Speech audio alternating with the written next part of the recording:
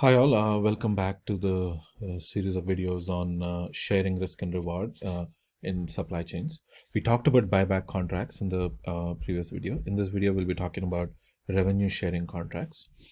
So in revenue sharing contracts, what happens is the manufacturer charges the retailer a very low wholesale price for selling the book, selling the item, but shares a fraction of the revenue that the retailer is going to make. Right. So what this does is this allows both manufacturer and retailer to increase their profits. It usually results in lower effort by the retailer because now the retailer doesn't have to take on a lot of the risk. Usually what happens is, say, going back to the music store example, the manufacturer makes the CD for $1 and sells it to the retailer for $5. So the manufacturer is sort of kind of guaranteed a margin of $4. But the retailer is the one who's buying the thing for $5 and then selling it for $10. If the demand turns out to be low, the retailer is on the hook for the CDs. So if the manufacturer in turn says, fine, we'll, instead of selling it to you for $5, let's say we sell it to you for only $2. Then the manufacturer still makes $1 in profit, but not as much, and the retailer's risk has now also gone down. And they can potentially make a lot more in profit, but part of that revenue that they make is being shared with the manufacturer, right? That's the idea. The problem here is that information distortion usually results in excess inventory in the supply chain, and we might end up with a greater mismatch of supply and demand. That happens. So one of the really important pieces is that in revenue sharing contracts is that information has to be perfect. So if you trust your supplier, if you trust your customer enough that you're willing to do revenue sharing with them, because let's say your customer, you are the supplier and the retailer is selling the items but is not reporting the sales item to you sales to you correctly. If they are cooking their books, then you won't make as much money. So there's a lot of trust involved in revenue sharing contracts. Right, so let's take this example. So here the cost of understocking and the cost of overstocking change, but once you calculate that, you calculate the manufacturer's profit and the retailer's profit in a similar way. So let's go ahead and do this calculation here. So when you calculate the manufacturer's profit, it's C minus V times O star plus this is the fraction that the manufacturer gets from the sales times O minus expected overstock at the retailer, and the expected retailer's profit is 1 minus F. So because F is going to the manufacturer, the retailer keeps the rest, times P times O minus the expected overstock at the retailer plus S times the and the rest of the stuff. So this is the expected overstock at the retailer minus C times O star, right? So let's do this calculation, right? Let's go ahead and do this calculation. So we did buyback contracts. Let's do revenue sharing contracts.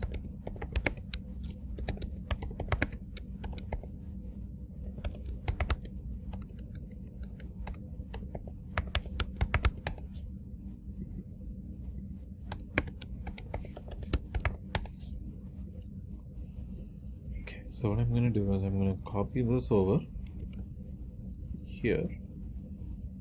Actually, let me copy both of this here.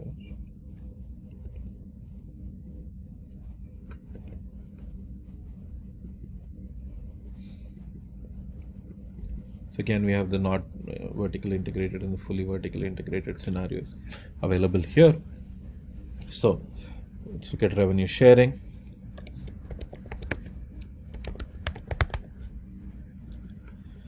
So let's look at the example from the textbook. So let's say this is the example that we are looking at. So going back to the CDs example, we return to the music store example. Assume that the supplier agrees to revenue share with the retailer, and they're going to sell the disc at $1. So they're going to make the disc at $1 and sell it to them for $1. So they're not making any margin on the disc sale of the disc itself, but they're going to be getting 45% of the retail revenues. So whatever they sell, 45% of that goes back to the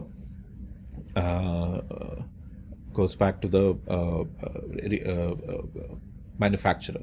Now, given the retail price of $10, the manufacturer gets $4.50 for each disc sold, while the retailer keeps $5.50 for each disc sold. With this revenue sharing clause, how many discs should the retailer order? What will the supply chain profits be with this revenue sharing contract? So let's do some of these calculations here. So now the cost is $1, the sales price is $10, salvage value is 0, just like we had before.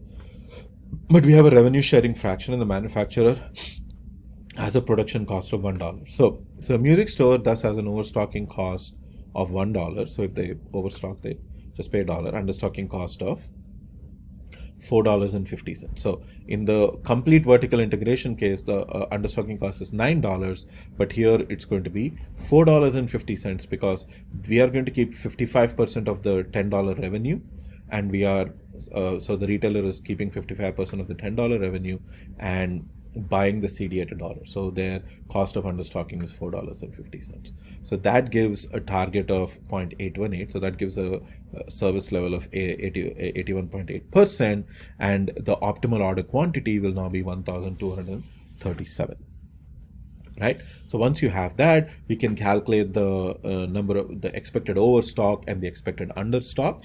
Now the expected profit value, we are not going to rely on the expected profit value for the retailer here. We're going to calculate that differently. But the expected understock and the overstock, we know what that is. So let's do that. So what I'm going to do is I'm going to copy this over here. I'm going to add an extra one called F. So that's the fraction. Oops.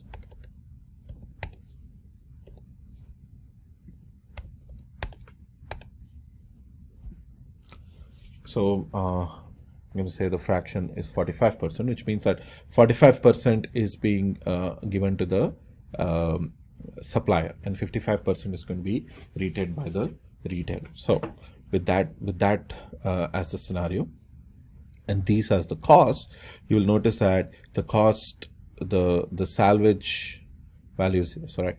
So the cost of understocking, so the cost of overstocking will still be $1 because you're buying it for $1. If you have an extra CD, all you're going to do is throw it out, and so you're going to lose $1. So that's the cost of overstocking. Plus the cost of understocking, instead of being 10 minus 1, is now going to be 1 minus F times 10 minus 1, right?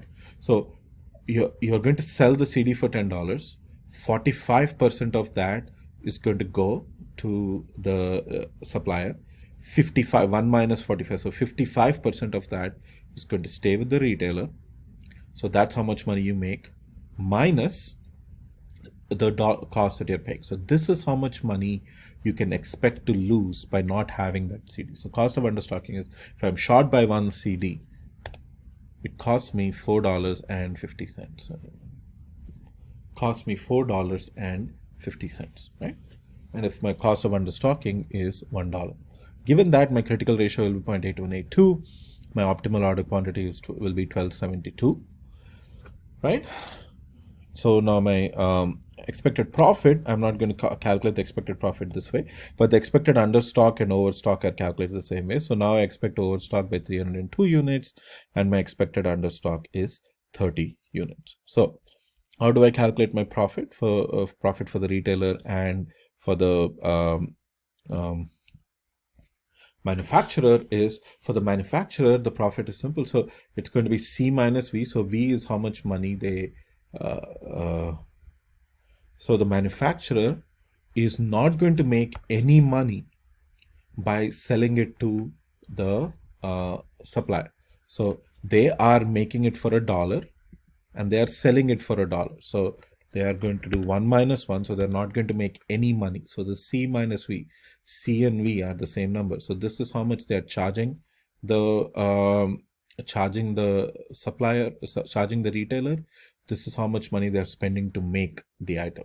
So if they are charging the same as how much they're making, so they're basically not going to make any money from selling the CDs directly to the retailer. That's not what they're getting. So the only piece they are getting is the money that they're making from selling the CDs. So the money that they're going to get from selling the CDs is F times P times O minus the expected overstock at the retailer. So let's do that. So that will be F. So the manufacturer is getting 45% of the profit of the $10 every time they sell it, times. So every time you sell a CD, you get $10, 45% of that, so $4.50 goes directly to the manufacturer, times the number of units that they expect to sell. So they expect to sell 1272 units, but there is also an expected overstock of 302 units. There you go. That's how much. That's how much money. That's how much money the manufacturer is going to make, right?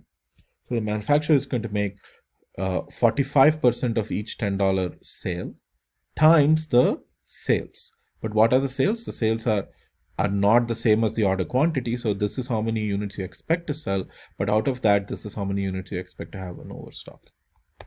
There you go. 4,366. That's how much money the manufacturer expects to make, right? So it's O star minus the expected overstock at the retailer. Now, let's see how much money the retailer is expected to make. So 45% of the sale goes to the manufacturer, 55% of the sale goes to the retailer. So 55% of the sale, so 55% of $10 times O star minus the expected overstock at the retailer, plus, right, plus this is the salvage value that you're going to get, but in this case you're not going to get any salvage value because you basically are throwing out the CD. The salvage value is 0 times the expected overstock, so you're not getting any money from there. Minus, this is how much money you spent to buy the item. So you're the retailer, you're still buying it from the manufacturer for $1.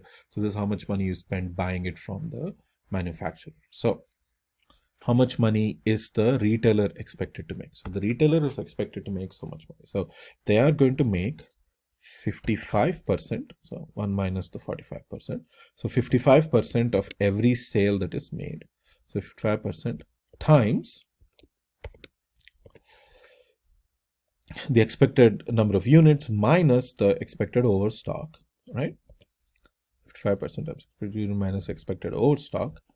Right, so this is how much money they expect to make, but they bought the CDs from the manufacturer, so they're going to spend $1 on each CD. Now this, whether they sell it or not, they have to pay for the CD, so that's how much they are going to spend. So this is the order quantity, so that's how much they expect to sell, but this is how much they expect to have in overstock. Right. If you're understocked, there is no money that you're getting back, because if you're understocked, you're basically losing everything. So the understock doesn't become part of calculation. So now the expected profit for the retailer is $4,064, right? The expected profit for the manufacturer is $4,366, and the total expected profit for the supply chain is $8,430. It's really close to the fully integrated version, right?